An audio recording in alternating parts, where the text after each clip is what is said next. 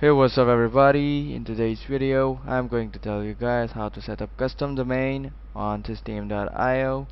Now if you guys don't have a Systeme.io account, I will give a link in description as well. You guys can go and sign up from there and get your free account. Now from here we will just go and click on settings, and we'll just scroll down and click on custom domains.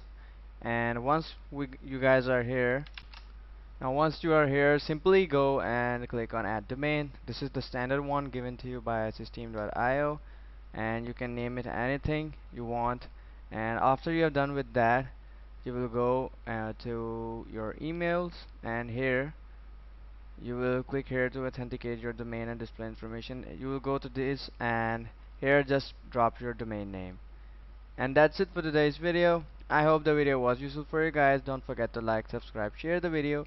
See you guys in the next video. Take care. Bye bye.